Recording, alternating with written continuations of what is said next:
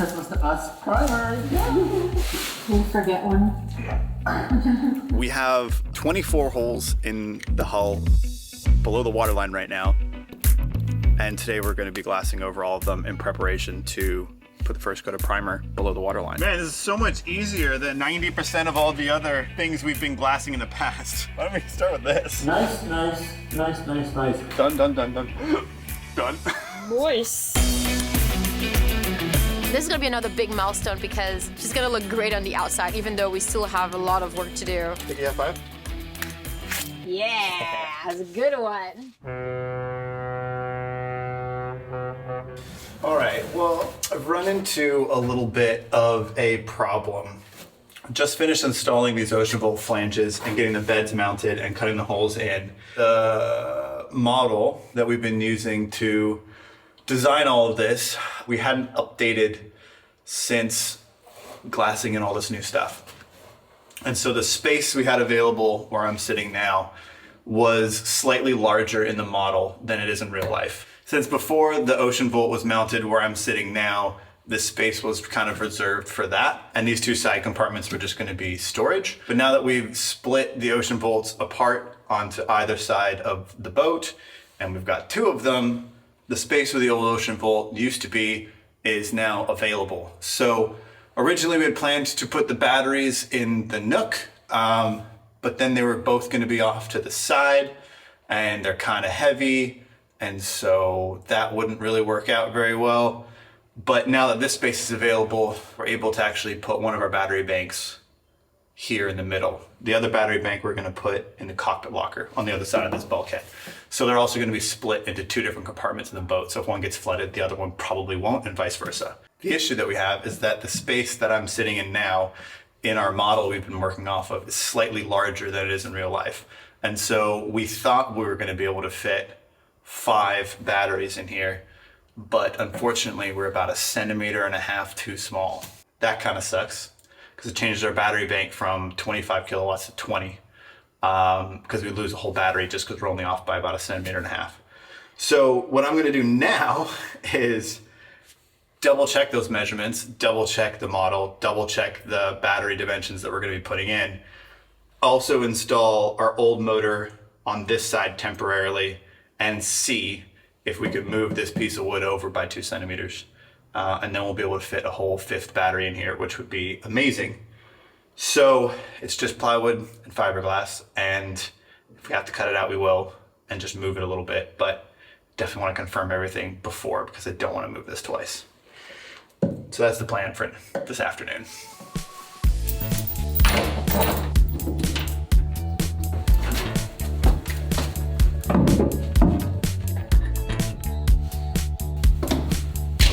Time to do some measuring. Wait, that's measuring. Oh, wait a minute. I measured this late last night and I thought that 870.5 millimeters was 87.5 millimeters. And I was like, they're not gonna fit. This is 85.5. So that would be 855 millimeters. And because it was close to 875, and it's 2 centimeters different, I read it as 875 instead of 8075. So I've been dreading this all day, but it's actually 85.5 centimeters across, and I only need 80.7. Man, I hate being dyslexic. Well, that's good news. That means I don't have to cut this out at all. So my nightmare is over. Ah, good news. All right, well, still have a tiny little bit of glass work to do. I need to glass the outside of this still, just to seal it up. And then a couple of layers of chop strand on the other side to make sure it's nice and watertight. And then tomorrow we can prime in here and keep working on the rest of the galley frame. So, wasn't expecting that today. Dumb Dan at it again.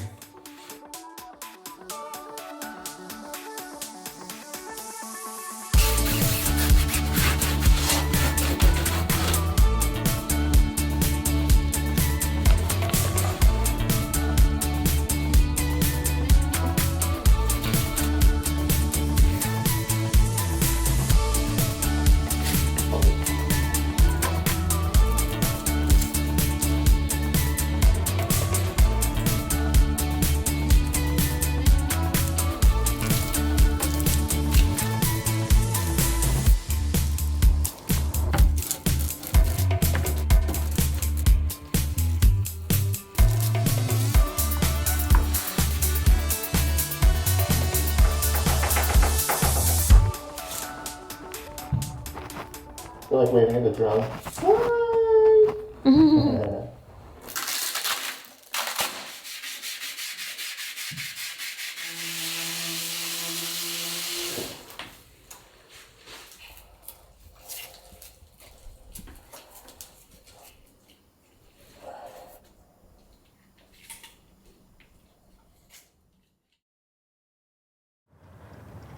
Alright guys, so we just finished most of the interior glasswork that we need inside of Uma, which means that the next phase is all about fairing and sanding everything. But before we get into that, I just want to give a quick shout out to BetterHelp for being the paid partner of this week's video and also for supporting our channel for so long. It's definitely thanks to sponsors like them that we're able to get the tools that we need and also the peace of mind that we need to finish this refit.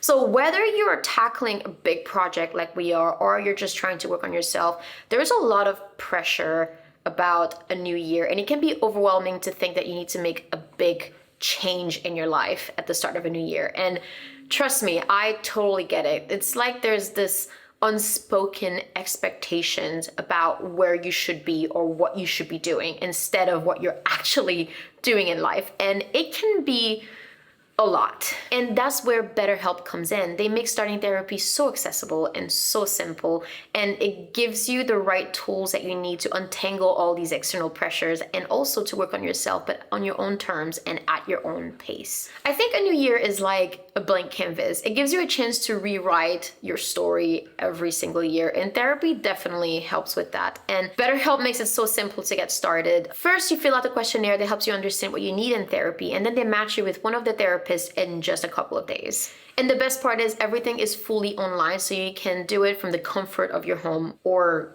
your boat. But we don't really have a boat right now, not really, so soon I'll be able to do it in the comfort of my boat. But in the meantime, in the comfort of a boat project is good enough.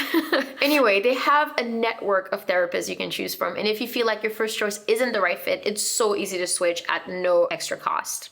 So if you want to get started and give it a try, then check out the link below. It's betterhelp.com/sailinguma, and you can get 10% off your first month of therapy. And on that note, let's get back to boat work.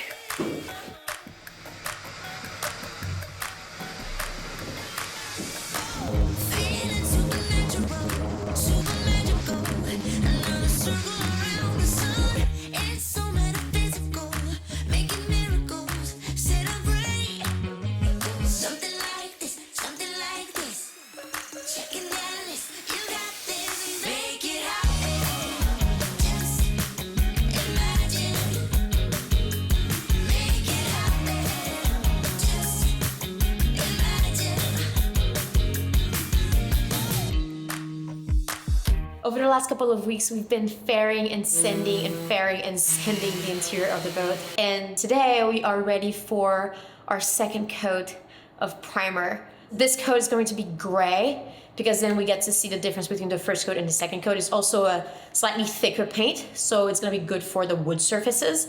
By the way, any indication of what time of year we're filming this, my outfit should give you the answer. So let's get to painting.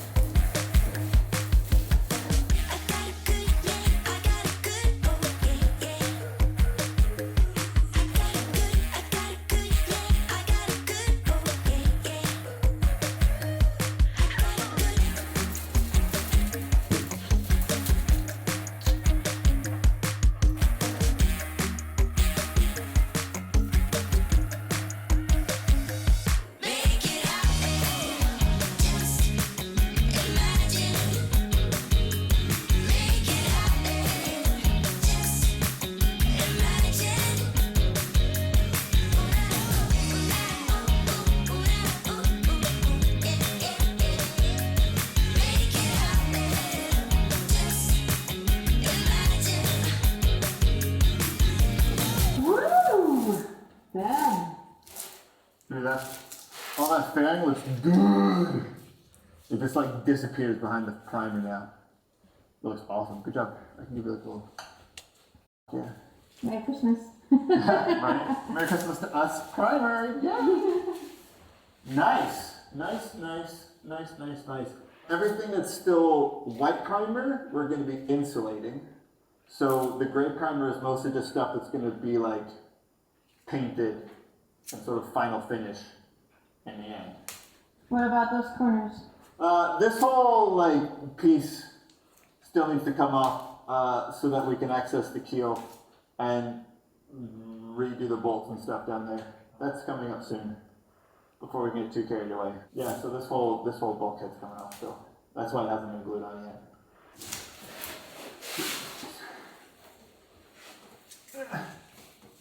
You forget one.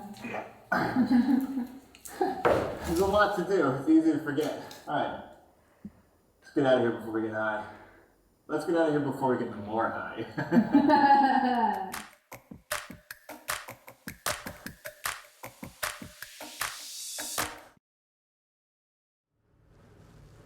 All right, so when we glassed the inside of the boat a couple of months ago, we covered up all of our old through hulls and any perforations in the hull, any drains that went through, including the 2 that we drilled to drain the bilge and the holes in the rudder that we drilled to drain and dry out the skeg.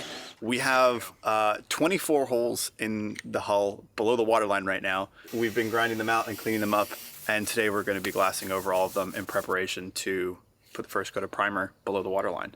So we've got a system set up. Kika just finished cutting all the glass. We're just gonna go around and systematically patch 24 holes below the waterline.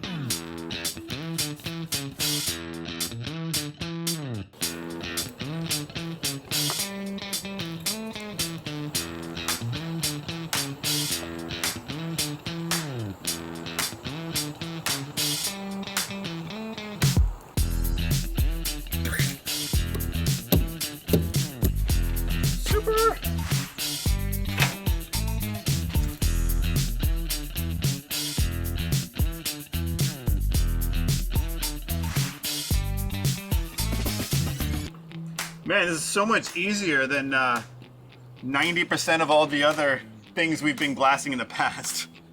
Like, just standing up, good visibility, good light, good temperature.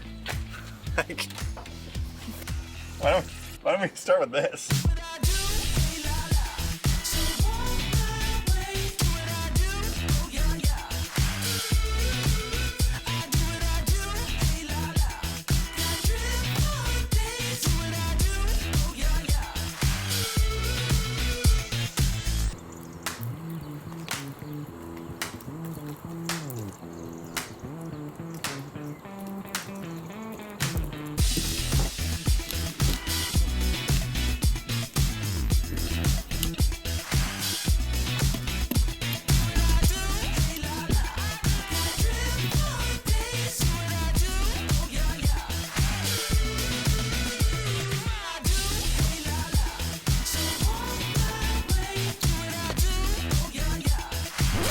Oh, nice catch. There you go.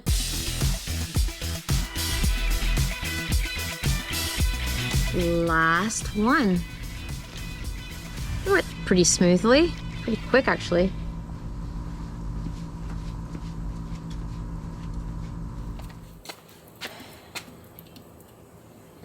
All right, last one. Last one. That went pretty quick, actually. Yeah. Did you just hear what I said? Okay. It's pretty smooth, actually. I was gonna say, we said the same things. Oh my god. Sweetness. Yeah. Yeah, that went pretty quick. It's like we've done it before. This is like the easiest glass work we've done in this entire project. So Patching 24 holes in the hull is like the easiest part of this job. All right. Sticky high five? Yeah, that was a good one. That was a good sticky high five.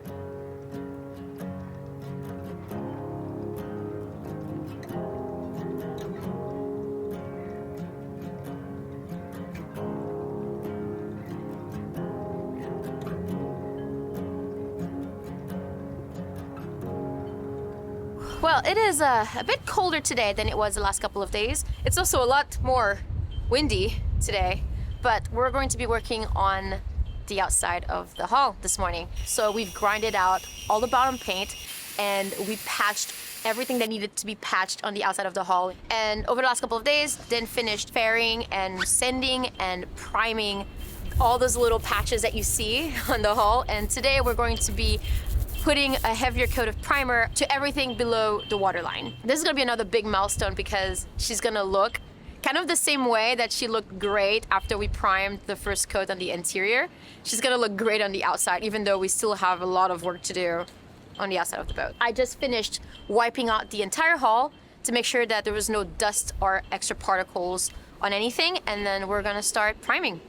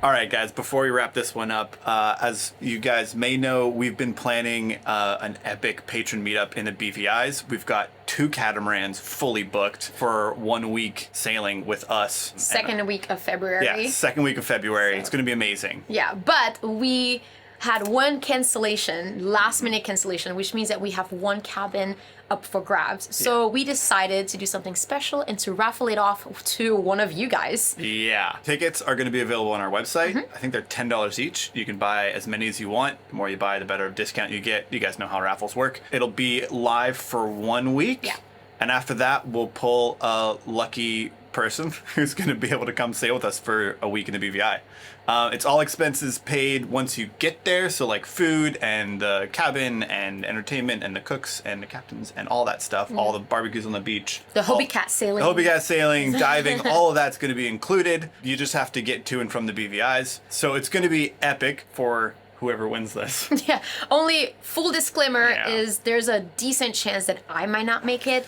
Because as you guys may know, me and my passport, we have a complicated history. And A long-running love-hate relationship with that. yeah, and unfortunately there's some challenges right now in terms of like traveling out of the EU. So crossing fingers that it will all be handled beforehand, but Yeah. we don't want it to So- be a surprise that I'm not there, basically. So I will definitely be there running one of the boats. Our friends Luke and Margot, who have been in one of our videos before helping us cut holes in our truck, will be skippering the second boat. It's going to be awesome. It's going to be a full week of sailing in the BVIs. We've been there a few times now, so we kind of know our way around, know all the good spots. Head over to our website, get your tickets, and hopefully we'll see you there. If not, I'll see you there. Yeah, if not, I mean, you'll be have excited. quality time with Dan. So, all right. Cheers, guys. Bye.